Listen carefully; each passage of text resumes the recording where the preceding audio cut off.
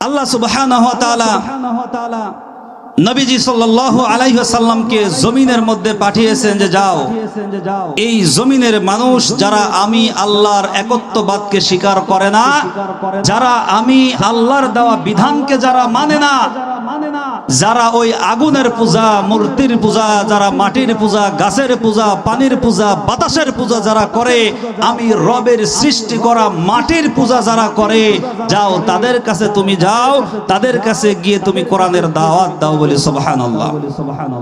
নবীজি আমার মানুষের কাছে দ্বীনের দাওয়াত দেওয়া শুরু করলেন, কোরআনের দাওয়াত দেওয়া শুরু করলেন, কোরআনের বাণী পৌঁছানো শুরু করলেন। আরবের কাফেরদের কাছে কোরআনের বাণী শোনালেন। তাওহীদপন্থী একমাত্র আল্লাহর একত্ববাদের কথা যখন তিনি সমাজের মধ্যে বলতে লাগলেন, কিছু মানুষ তারা লক্ষ্য করলো যে যদি এই সমাজের মধ্যে এক আল্লাহর হুকুম প্রতিষ্ঠা হয়, এক আল্লাহর হুকুম যদি এই সমাজের মধ্যে জারি হয়, আল্লাহর বিধান যদি এই সমাজের মানুষের মধ্যে জারি হয়, আল্লাহর বিধান যদি আরবের পার্লামেন্টে চালু হয়, তাহলে ওই আরবের কাফেরদের গদি নড়ে যাবে। এই জন্য তারা তাদের গদিকে ঠিক রাখতে গিয়ে, তারা তাদের গদির ওপরে অটল থাকতে গিয়ে, তারা জাহান্নামের পথকে বেছে নিয়ে আমার আল্লাহর পথকে তারা দূরে ঠেলে দিয়েছে। তার বিপক্ষে আমার আল্লাহ আরবের কাফেরদেরকে দূরে ঠেলে দিয়েছে। কথা বলেন ঠিক কিনা? আমার নবীকে তারা বিভিন্নভাবে বাধা দেওয়ার চেষ্টা করেছে, বিভিন্নভাবে আমার নবীকে মিথ্যা প্রতিপন্ন করার চেষ্টা করেছে। নবী আমার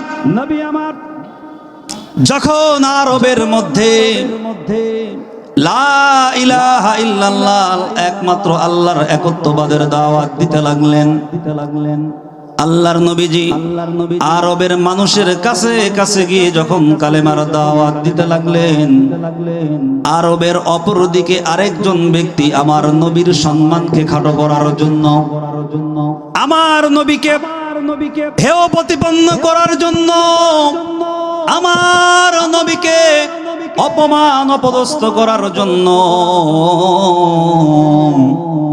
একজন ব্যক্তি নিজেই নিজেকে নবুয়তের দাবি করে বসলো। আল্লাহর নবী সাল্লাল্লাহু আলাইহি ওয়াসাল্লাম আরবের মধ্যে আল্লাহর নাজিল করে দেওয়া কোরআনের আয়াত তেলাওয়াত করে করে মানুষদেরকে শোনান। কোরআনের আয়াত তেলাওয়াত করে করে একমাত্র রবের কথা, আল্লাহর কথা তারা নবীজি আরবের মানুষদেরকে জানিয়ে দেন। আল্লাহর নবী সাল্লাল্লাহু আলাইহি ওয়াসাল্লামের উপরে যখন যে আয়াতটা নাজিল হয়, নবীজি সেই আয়াতটাই মানুষদেরকে জানিয়ে দেন। এইটা যখন আরবের মধ্যে প্রচার হয়ে গেল যে নবী মুহাম্মদ কোরআন শোনাইতেছে, নবী মুহাম্মদ কোরআন বানিয়েছে, আরবের মধ্যে মানুষ যখন এই বিষয়টা জেনে গেল, আমার নবীকে ছোট করার জন্য, আমার নবীকে খাটো করার জন্য অপরদিকে মুসাইলামা নামে আরেকজন ব্যক্তি নিজেকে নবুয়তি দাবি করে বসলো। বলি নাউযুবিল্লাহ। এইবার ওই দিক থেকে মুসাইলামা যখন নিজেকে নবুয়তি দাবি করলো, আরবের মধ্যে মক্কার মধ্যে নবী মুহাম্মদ জীবিত থাকা অবস্থায়, আল্লাহর দেওয়া নবুয়তি রাখা অবস্থায় তিনি নবুয়তির নবী হয়ে তিনি দ্বীনের প্রচার করেন, আর অপরদিকে মুসাইলামা নবীর বিরুদ্ধাচরণ করে সে নিজেকেও নিজে নবুয়তি দাবি করে। নবীজির কাজ নবীজি করতেছেন, আর ওই মুসাইলামা অপর দিক থেকে মনে করে যে নবী মুহাম্মদ হয়তো যেটা করতেছে এটা একটা ব্যবসা। বলি নাউযুবিল্লাহ। সে এখন নিজেকে নবুয়তি দাবি করে বসলো যে আমি নিজেও আজকে থেকে নবী মুহাম্মদের মতো নবী। বলি নাউযুবিল্লাহি মিন যালিক। সে নিজেকে নবুয়তি দাবি করে বসলো। যখন নিজেকে নবুয়তি দাবি করে বসলো যে সে নিজে নবী, কিছু মানুষ তার উম্মত হয়ে গেল। আমাদের দেশের তো অবস্থা এমন যে কেউ নিজেকে পীর দাবি করলে তার আজকে মুরিদের অভাব হয় না। আজকে নিজেকে নেতা দাবি করলে তার সামসার অভাব হয় না। কিন্তু মানুষেরা দেখে না যে আজকে যে নেতা দাবি করলো এ কি আল্লাহর পক্ষের বিধানগুলোর পক্ষে নাকি আল্লাহর দেওয়া বিধানের বিপক্ষে, এটা দেখার সময় থাকে না। নেতা দাবি করছে, টাকা আছে, পয়সা আছে, ওরে নেতা হিসাব ওর পিছনে ঘুরতেছে। মুআজ্জিজ হাজিরিন, নেতা শুধু দাবি করলো, নেতার পিছনে চেলা হয়ে ঘুরলেই হবে না, তাকে দেখে শুনে ঘুরতে হবে এমন একজনের পিছনে যেই ব্যক্তিকে দেখলে কোরআনের কথা মনে হবে, যেই ব্যক্তিকে দেখলে কোরআনের পক্ষে ভালোবাসা তৈরি হবে, যেই নেতাকে দেখলে ইসলামের কথা মনে হবে, যেই নেতাকে সামনের দিকে আগিয়ে দিলে আল্লাহর বিধান কোরআনের হুকুম প্রতিষ্ঠা হবে। কথা বলেন ঠিক কিনা? কোন চোরের পিছনে, কোন বাটপারের পিছনে ঘোরা যাবে না। যার পিছনে ঘুরলে আল্লাহর জমিনে আল্লাহর দ্বীনের বিরুদ্ধে তারা স্লোগান দিতে পারে, আল্লাহর দ্বীনের বিপক্ষে অবস্থান যারা নেয়, আল্লাহর দ্বীনের বিপক্ষে যারা রাষ্ট্র পরিচালনা করতে চায়, তোমাদের মতো নেতাদেরকে আমরা আমাদের পায়ের সাথে ফুটবলের মতো মনে করি, তোমাদেরকে আমরা নেতা মনে করি না, তোমাদেরকে আমাদের নেতৃত্বের আসলে তোমাদেরকে আমরা দেখতে চাই না। আমরা তাদেরকে দেখতে চাই যারা আল্লাহর বিধান দিয়ে কথা বলবে, যাদের দিকে তাকালে মনে হবে এরা আল্লাহর পক্ষের লোক। কথা বলেন, তাকাইলে বোঝা যায় না হিন্দু না মুসলমান হওয়ার নেতা। মুসলমানদের নেতা যদি হতে হয়, আমার নবী সরদারে দো আলম নবীজির সিলেবাস, সেই লেবাস অনুযায়ী নেতার থাকতে হবে। এই ছাড়া শুধু সামসামি করলে হবে না। মুআজ্জিজ হাজিরিন, নবীজি সাল্লাল্লাহু আলাইহি ওয়াসাল্লামের বিপক্ষে একজন মুসাইলামা নামে সে কি করলো? নবুয়তি দাবি করলো। সে চাচ্ছে আমার নবীর সম্মানকে দাবায়া দিতে, আর আমার আল্লাহ চায় আমার নবীর সম্মানকে উঁচা করতে। কথা বলেন ঠিক কিনা? এইবার মুসাইলামা নিজেকে যখন নবুয়তি দাবি করে বসলো, সেও কিছু উম্মত পায়ে গেল। ওই উম্মতদেরকে নিয়ে সেও তার রাজ্যের মধ্যে নবুয়তির কার্যক্রম চালাইতে লাগলো। এইবার তার উম্মতরা বলতেছে, মুসাইলামা তারা ডাক দিয়ে বলতেছে, নবী,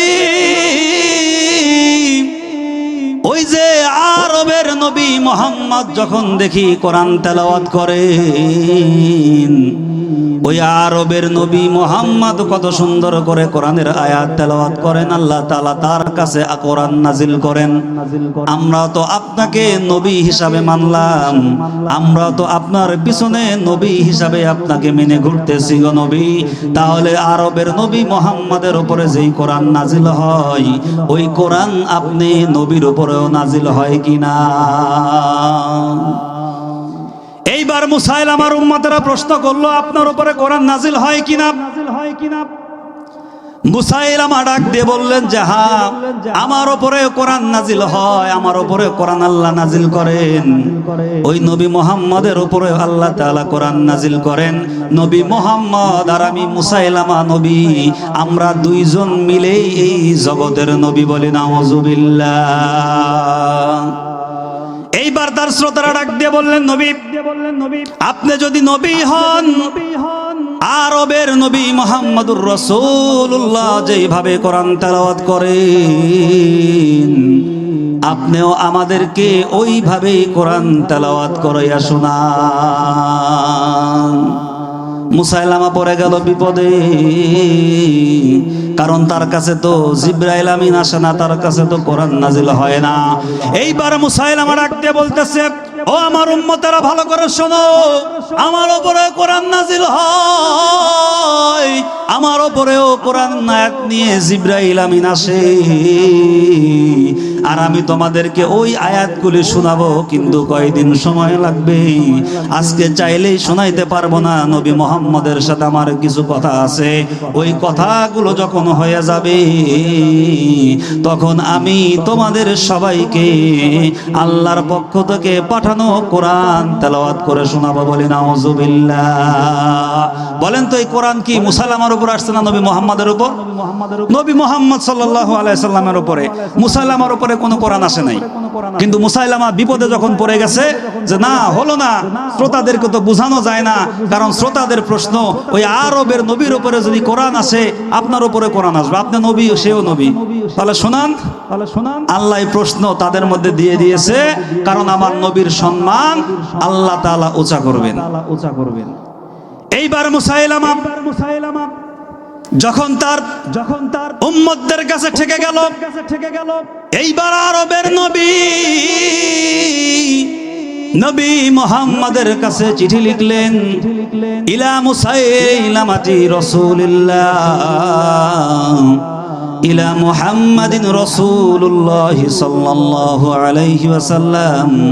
সে এখন নবী মুহাম্মাদের কাছে চিঠি লেখে, নবী মুহাম্মদ আপনাকে আমি চিঠি লিখলাম, আল্লাহর পক্ষ থেকে পাঠানো রাসূল আমি নবী হইয়া আপনি নবী মুহাম্মাদের কাছে চিঠি লিখলাম, নিসফুল আরদি ও নিসফুহা, এই জমিনটা আমরা দুইজনে ভাগাভাগি করে নেই, নিয়ে একদিকে আপনি নিজে নবুয়তির কাজ করেন আর অপরদিকে আমি নিজে নবুয়তির কাজ করি, আমরা দুইজনে দুই দিক থেকে নবুয়তির কাজ চালাই, বলি নাউযুবিল্লাহ। এইবার মুসাইলামার কথার উত্তর আল্লাহর নবী সাল্লাল্লাহু আলাইহি ওয়াসাল্লাম লিখলেন, মিন মুহাম্মাদিন রাসূলুল্লাহ ইলা মুসাইলামাতিল কাযযাব। আল্লাহর নবী সাল্লাল্লাহু আলাইহি ওয়াসাল্লাম লিখলেন, আরে মুসাইলামা শোন, আমি নবী আল্লাহর পক্ষ থেকে বলতেছি, তুই মুসাইলামা হলি কাযযাব, মিথ্যুক, প্রতারক, ভণ্ড। আল্লাহর নবী যখন এই চিঠির জবাবটা দিয়ে দিলেন, চিঠি যখন ফিরে গেল মুসাইলামার কাছে, মুসাইলামা এবার চিঠিটা দেখে নিরাশ হয়ে গেল। মুহাম্মদুর রাসূলুল্লাহর কাছ থেকে তো সাড়া পেলেন না,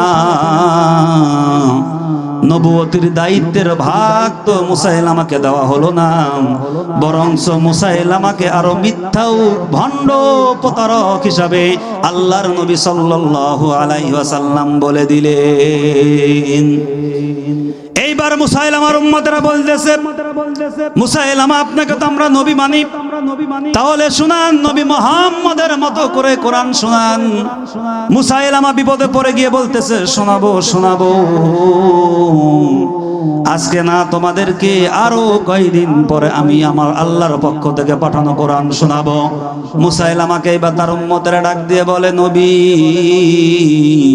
আপনি আরো কয়েকদিন পরে শোনাবেন তো ভালো কথা, ওই যে আরবের নবী মুহাম্মদকে দেখেছি, যেই বাগানে খেজুর থাকে না ওই বাগান দিয়ে যদি চলে যায়, যেই বাগানে খেজুর ধরে না, যেই বাগানে খেজুর থাকে অল্প, এমন বাগানের কাছ দিয়ে যদি নবী মুহাম্মদ হেঁটে যায়, ওই বাগানের মধ্যে আল্লাহ তাআলা এমন বরকত দিয়া দেন, ওই বরকতের কারণে বাগানের মধ্যে খেজুর গাছের থোপাগুলো ভরপুর হয়ে যায়, ওই বাগানের মধ্যে খেজুর দিয়ে পরিপূর্ণতা হয়ে যায়, ওই বাগানের মধ্যে বরকত চলে আসে। ও নবী, ওই আরবের নবী মুহাম্মদ যদি বাগান দিয়ে যাওয়ার কারণে বরকত হয়, আপনি তো আমাদের নবী, আমাদের বাগান দিয়ে চলেন, আমাদের বাগানেও আপনার কাছ থেকে আমরা কিছু বরকত দেখতে চাই। আস্তে আস্তে এমন বুদ্ধি আল্লাহ দিয়ে দিচ্ছে ব্রেনের ভিতরে, মুসাইলামা যে ভণ্ড এইটা তার উম্মতদেরকে দিয়েই এটা প্রমাণ করবে, আর আমার নবী যে সঠিক আল্লাহ তাআলা এইটাও প্রমাণ করার জন্য তাদের ব্রেনের মধ্যে এগুলো দিয়ে দিচ্ছেন। এইবার মুসাইলামা ডাক দিয়ে বলে, ও আমার উম্মতেরা, নবী মুহাম্মদকে তার সাহাবীরা খেজুর বাগানের মধ্যে নিয়ে যাইতেন, খেজুর বাগানের মধ্যে নিয়ে যাওয়ার কারণে ওই খেজুর বাগানগুলোর মধ্যে আল্লাহ তাআলা বরকত দিয়ে দিছেন, আর আমি তো তোমাদের নবী, আমারে তো তোমরা কোনোদিন বাগানে নাও নাই। এইবার মুসাইলামার উম্মতেরা বলতেছে, ভণ্ডর সিরিয়ালে যারা, তারা বলতেছে, তাহলে চলেন, নবী মুহাম্মদ গেলে যেহেতু বাগানের মধ্যে বরকত আসে, চলেন আমাদের সাথেও চলেন, আমরাও যাব। আমরা আমরাও দেখি আপনি নবীর কাছ থেকে আল্লাহ কেমন বরকত দেয়, এইটা দেখার জন্য এইবার মুসাইলামারে নিয়ে বাগানের মধ্যে রওনা হলো। মুসাইলামার উম্মতরা যখন মুসাইলামারে নিয়ে বাগানের মধ্যে রওনা হয়, আল্লাহ রাব্বুল আলামিন আমার নবীর সম্মানকে উঁচা করার জন্য আর ওই মুসাইলামাকে মিথ্যা প্রতিপন্ন করার জন্য আমার আল্লাহ তাআলা এমন কারিশমা দেখাইলেন, সবাই এক বাক্যে বলে দিলেন মুসাইলামা আল্লাহর নবী হতে পারে না। মারহাবা বলবেন না?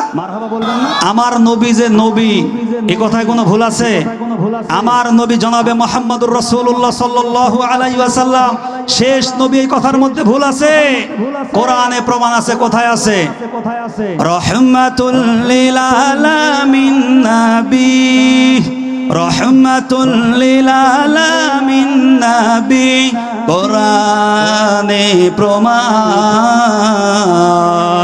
উম্মত বিনে কে বুঝিবে আমার দয়ার নবীর শান, উম্মত বিনে কে বুঝিবে আমার দয়ার নবীর শান।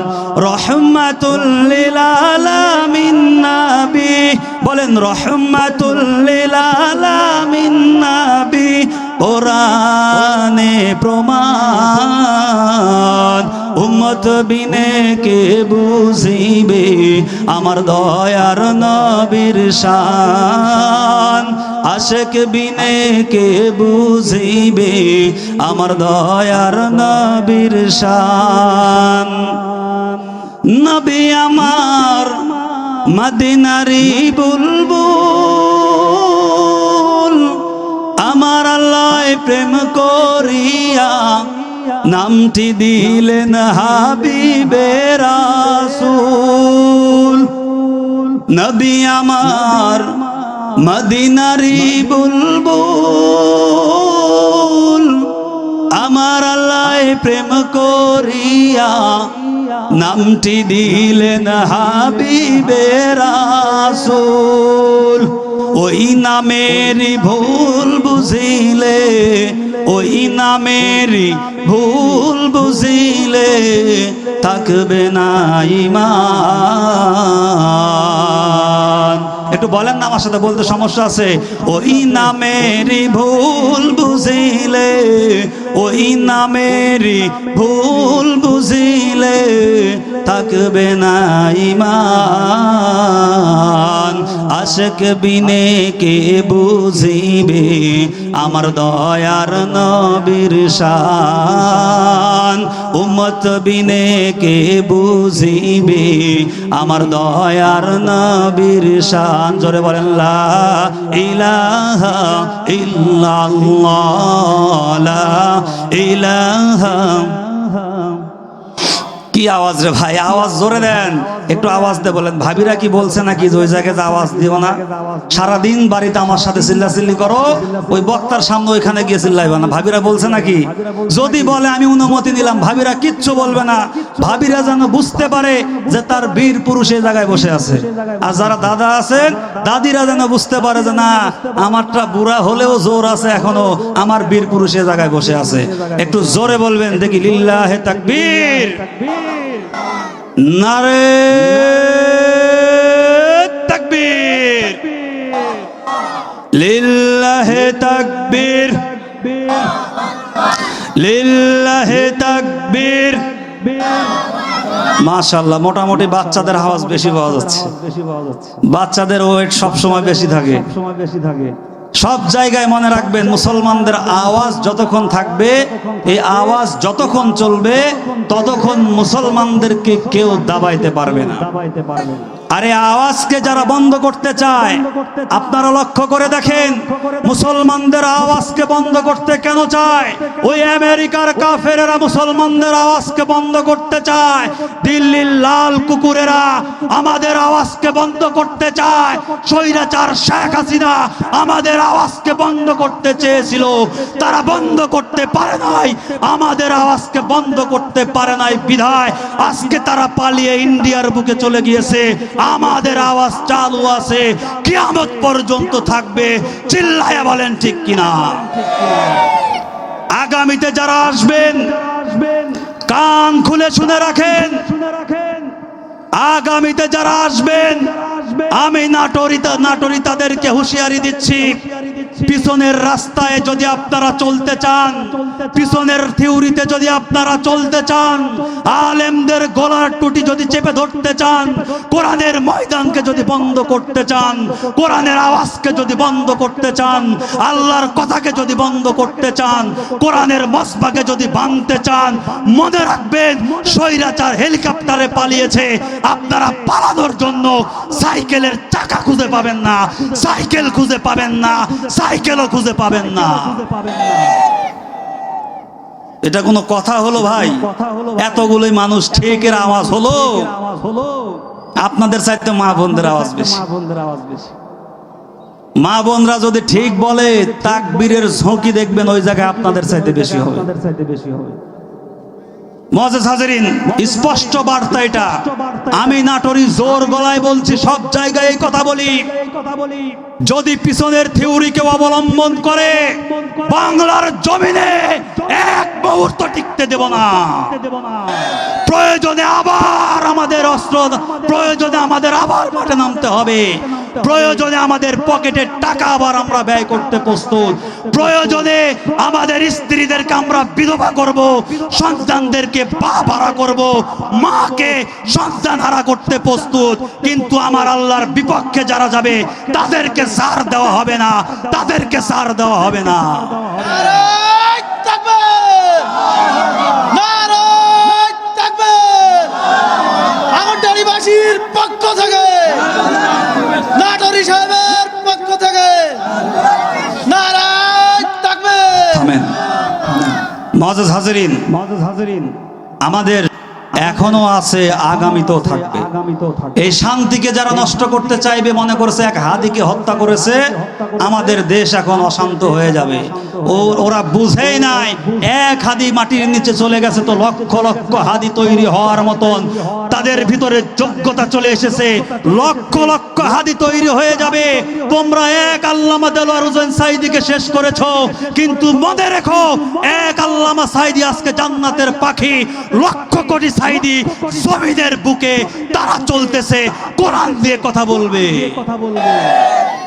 এত সহজ না কোরআনের ময়দানকে নষ্ট করা। এটা শাহজালালের দেশ, শাহপরানের দেশ, শাহ মাকদুমের দেশ, মুসলমানদের দেশ, কোরআনের বাংলাদেশ।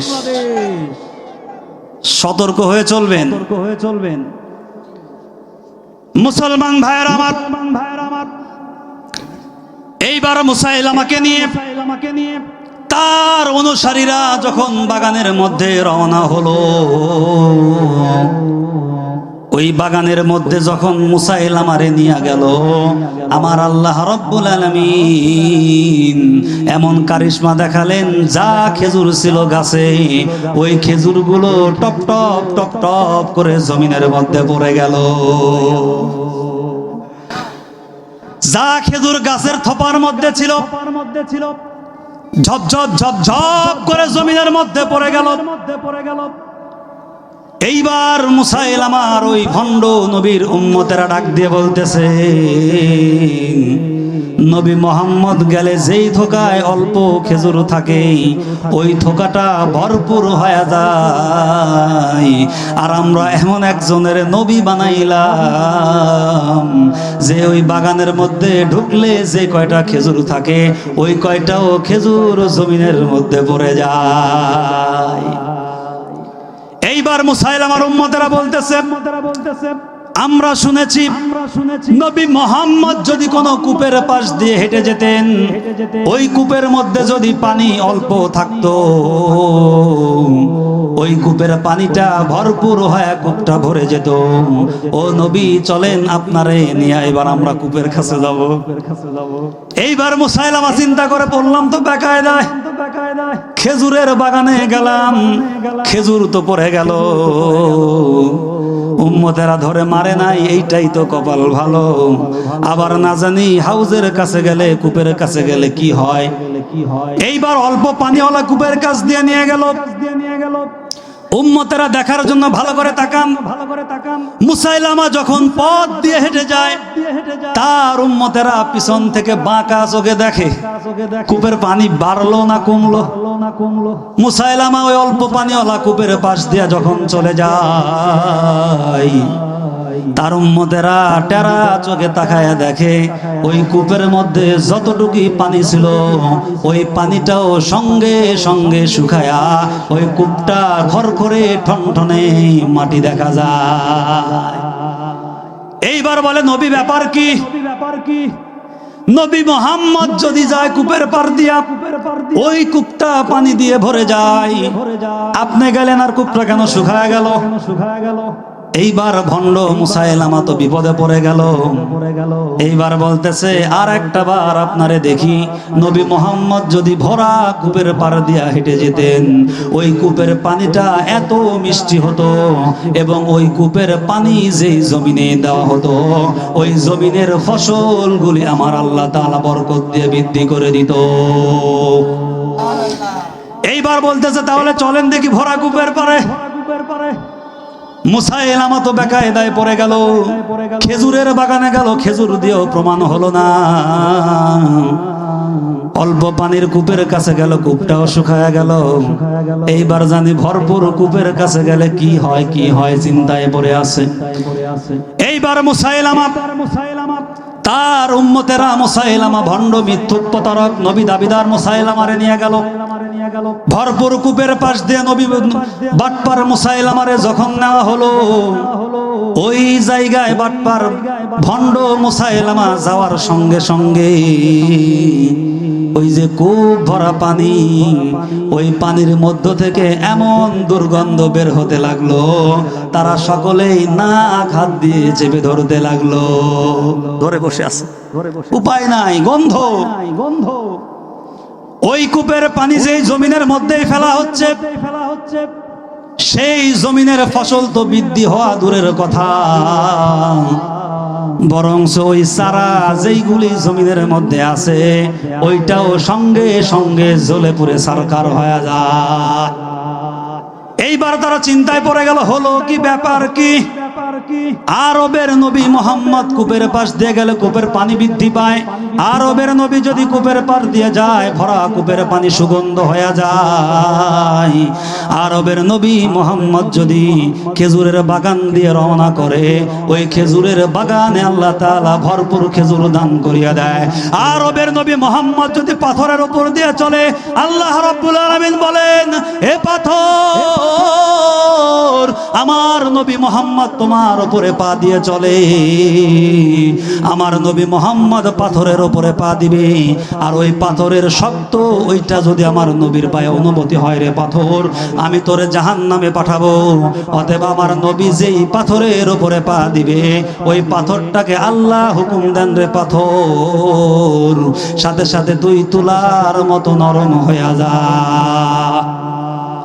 আমার নবী তো এমন নবী ছিলেন, যেই গাছের পাশ দিয়ে যাইতেন, ওই গাছের ছায়া নিজে নিজে গাছ আমার নবীরে ছায়া দিতেন। আল্লাহু আকবার।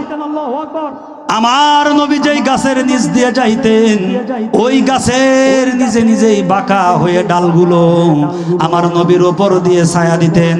আমার নবী যেই দিক দিয়ে চলতেন, যদি কোনো গাছ না থাকতো, আমার আল্লাহ মেঘ দ্বারা আমার নবীকে ছায়া দিতেন। এমন একজন নবী আমরা পেয়েছি। মুসাইলামা আর উম্মতেরা বলে, আরে এটা কেমন নবী? আরবের নবীর সাথে আমাদের নবীর কোনো মিল নাই। আরবের নবীর সাথে আমাদের নবীর তো কোনো দিক দিয়েই মিলে না। আরবের নবীর শুধু বরকত আর বরকত, আর আমাদের নবী যেখানে যায় সেখানেই শুধুমাত্র গজব। যেখানে যায় গজব। কোন নবীর পিছনে পড়লাম, এবার তারা নিজেরা সিদ্ধান্ত নেয়। আসলে মনে হয় এটা নবী না। বলেন তো আমাদের নবীর সম্মান বাঁচানোর দায়িত্ব কার? ওয়ারাফা'না লাকা যিকরাক। আল্লাহ তাআলা সব জায়গায় আমার নবীর সম্মানকে উঁচা করেছেন। এইবার মুসাইলামাকে বলছেন, মুসাইলামা খেজুরের বাগানে নিলাম, আপনার বরকত দেখতে পেলাম না। সুকল্প পানিওয়ালা কূপের কাছে নিলাম, আপনার বরকত দেখতে পেলাম না। ভরা কূপের কাছেও আপনারে নিলাম,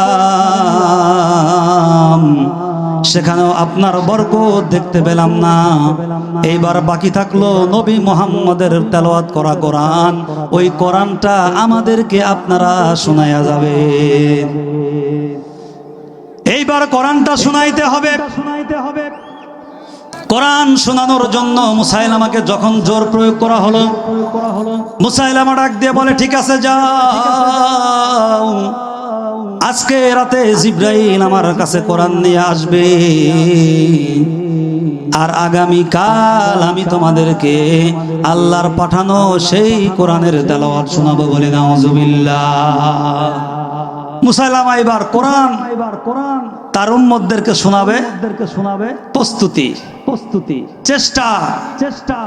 আমার নবীকে অপমান করবে আর ওই ভণ্ডকে আমার আল্লাহ সাহায্য করবে, এটা হতে পারে?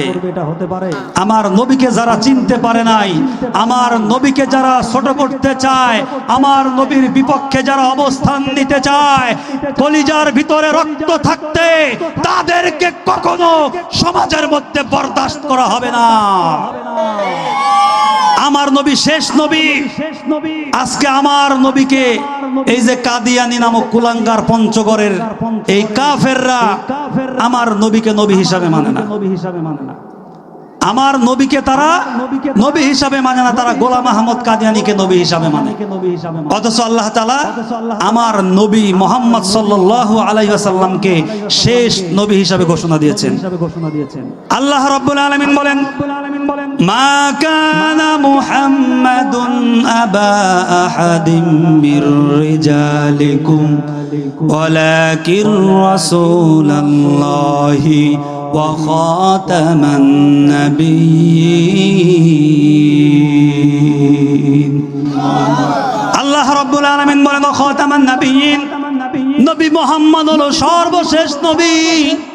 জমিনের মধ্যে নবুয়তি নিয়ে, নবুয়তির দায়িত্ব নিয়ে, আল্লাহর বিধান নতুন করে নিয়াম এই জমিনের মধ্যে আর কেউ আসবে না, একমাত্র আমার নবী মুহাম্মদুর রাসূলুল্লাহ হলেন শেষ নবী।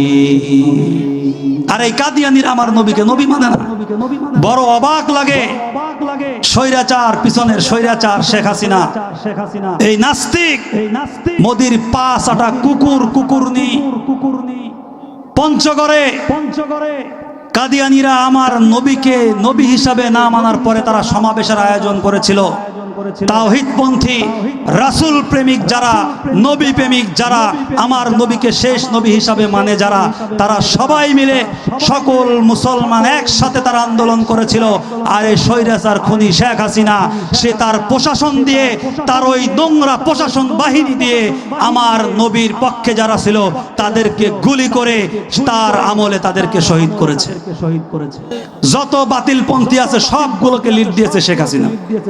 যত বাতিল পন্থী আছে সবগুলোকে তারা লিড দিয়েছে। শুধু ইসলামের বিপক্ষে তাদের অবস্থান ছিল। এই জন্য বলি, এই মানুষরা বুঝে গেছে খাবার যদি কেউ বাড়াবাড়ি করে পালানোর জন্য সাইকেলের চাকাও পাবে না, এটা যেন মাথায় থাকে। মনে রাখবেন, মুসলমান ইসলামকে চায়, আপনারা ইসলামকে সাথে নেন, আমরা আপনাদের সাথে আছি। কথা বলেন, আপনারা ইসলামকে মাইনাস করতে চাবেন তো মনে রাখবেন বাংলার জমিনে আপনাদেরকে আমরা মাইনাস করে দেব। এক আল্লাহর গোলাম আমি, এই তো পরিচয়, এই তো পরিচয়। একটু বলবেন এবার দেখি কার আওয়াজ কেমন।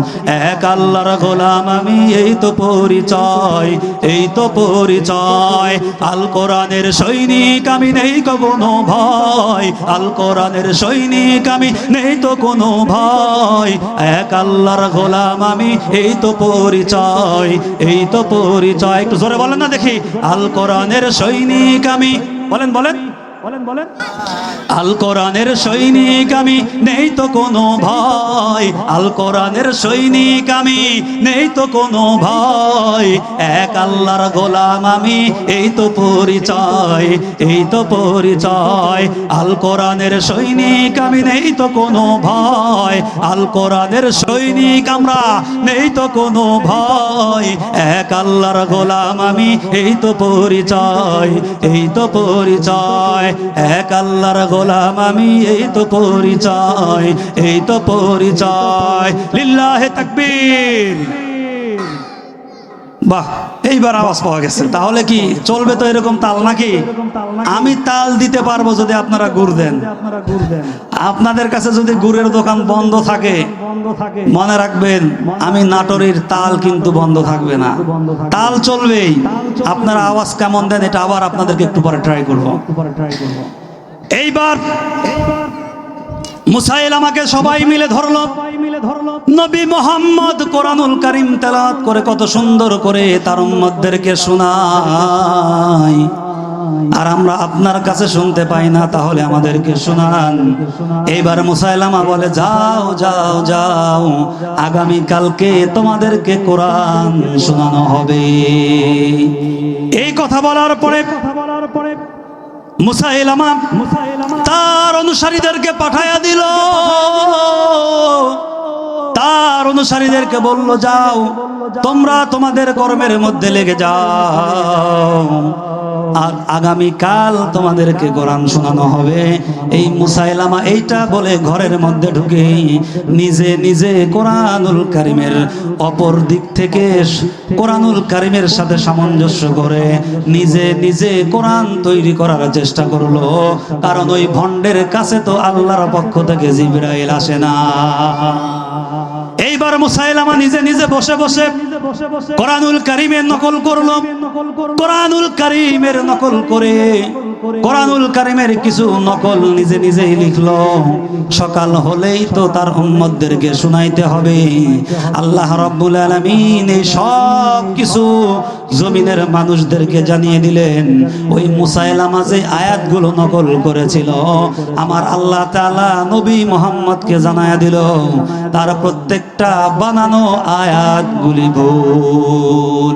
আপনারা শুনবেন তো নাকি? এই যে মুসাইলামা যে আয়াতগুলো বানালো, এটা শোনার দরকার আছে না নাই? অনেক দরকার আছে, ভবিষ্যতে তাদেরকে ধোঁকা দিতে না পারে, এজন্য এটা শোনা দরকার আছে। মুআজ্জাজ হাজিরিন, কোরআনের পক্ষে আমাদেরকে থাকতে হবে, কোরআনের পক্ষে কথা বলতে হবে, কোরআনের পক্ষে প্রয়োজনে মাঠে নামতে হবে, কোরআনের পক্ষে প্রয়োজনে নিজেদের পকেটের টাকা ব্যয় করতে হবে, কোরআনের পক্ষে প্রয়োজনে নিজেদের শীতের মধ্যে ঘাম ঝরাইতে হবে। শীতের মধ্যে ঘাম ঝরে? ঝরে না, কিন্তু ঝরাইতে হবে। আবু তালহা নামে এক সাহাবী নবীজি সাল্লাল্লাহু আলাইহি সাল্লামের যে মসজিদে নববী ছিলেন, এই মসজিদে নববীর পাশেই একটু ফাঁকে অনেক বড় বিশাল একটা বাগান ছিল। এই বাগানের মধ্যে নবীজি সাল্লাল্লাহু আলাইহি সাল্লাম মাঝে মধ্যে রেস্ট নিতেন। পরিবেশটা শান্ত এবং মিষ্টি, মিষ্টি নদীর নহর ছিল, পানিটা ছিল মিষ্টি। নবীজি সাল্লাল্লাহু আলাইহি সাল্লাম ওই জায়গায় বসতেন। এই অবস্থায় আল্লাহ সুবহানাহু ওয়া তাআলা কোরআনের একটি আয়াত নাজিল করলেন। এই আয়াতটা রাসূলুল্লাহ সাল্লাল্লাহু আলাইহি ওয়াসাল্লাম যখন সাহাবায়ে কেরামদেরকে শোনালেন, লান তানালুল বিররা হাত্তা তুনফিকুনা মিম্মা তুহিব্বুন। ও আমার সাহাবীরা, তোমাদের কাছে যেই জিনিসগুলো আছে এর মধ্যে সবচাইতে পছন্দের জিনিস যদি আল্লাহর রাস্তায় দিতে পারো, তাহলে তোমরা আল্লাহর পছন্দিদা বান্দা হবে এবং তোমাদের দানকে আল্লাহ কবুল করবেন। এই আয়াত শোনার সঙ্গে সঙ্গে আবু তালহা আনসারী রাদিয়াল্লাহু তাআলা আনহু তিনার সেই বিশাল বাগান নবীজি সাল্লাল্লাহু আলাইহি ওয়াসাল্লামের প্রতি ভালোবাসায়, কোরআনের মহব্বতে, আয়াতের অর্থ শুনে আয়াতের প্রতি ভক্তি নিয়ে আল্লাহর পক্ষ থেকে সওয়াব পাওয়ার আশায় ওই গোটা বাগানটা রাসূলুল্লাহ সাল্লাল্লাহু আলাইহি সাল্লামকে বলেন, ইয়া রাসূলুল্লাহ, আমার এই গোটা বাগান আমি আল্লাহর রাস্তায় দান করে দিলাম। বলি সুবহানাল্লাহ। আরবের কাফেররা বলতো নবী মুহাম্মদ এই কোরআনটা এটা বানিয়েছে, এটা কাব্য কবিতা। কারণ ওই সময়ের সাহিত্যিকরা, ওই সময়ে আরবের মধ্যে ছিল সাহিত্যিকের সবচাইতে বড় একটা প্রভাব। আল্লাহ তাআলা কোরআনটাও নাজিল করেছেন এমন ভাবে, সাহিত্যিকময় ভাবে, এটার মধ্যে শুধু সাহিত্যিক দিয়ে ভরা, যেটার সাথে সাধারণ সাহিত্যিক পণ্ডিতরাও পারে না। আরবের কাফেররা চেষ্টা করেছে নবী মুহাম্মদকে ছোট করবে। কিভাবে? তারা নবীজি সাল্লাল্লাহু আলাইহি সাল্লাম যখন দাওয়াতি কাজ শুরু করলেন, তারা এখন নবী মুহাম্মদকে সবার কাছে মিথ্যুক প্রমাণিত করার জন্য তারা করলো কি, বিভিন্ন পয়েন্টে লোক সেট করে দিল যে যাও তোমরা অমুক জায়গায় সবাই জায়গায় জায়গায় গিয়া এই কথাটা বলবা যে নবী মুহাম্মদ যেটারে কোরআন বলে ওইটা কোরআন না, ওইটা হলো নবী মুহাম্মদের বানানো কাব্য কবিতা। বলি নাউজুবিল্লাহ। নবী মুহাম্মদ যখন কাফেরদের কাছে দাওয়াত দেওয়া শুরু করলেন, আরবের কাফেররা নবী মুহাম্মদকেও অপমান করতে চেয়েছিল, নবী মুহাম্মদের সম্মানটাকেও খাটো করতে চেয়েছিল। তারা বিভিন্ন জায়গায় বলে বলে বেড়াতো যে আমার নবী মুহাম্মদ যেই কোরআন তেলাওয়াত করে এটা কোনো কোরআন না, বরঞ্চ এটা হলো কাব্য কবিতা। যখন এই কথা বলতে লাগলো, আল্লাহ রাব্বুল আলামিন নবী মুহাম্মদের সম্মানকে উঁচু করার জন্য আল্লাহ তাআলা সঙ্গে সঙ্গে কোরআনের আয়াত নাজিল করে আমার নবীর সম্মান বাঁচায়া দিলেন।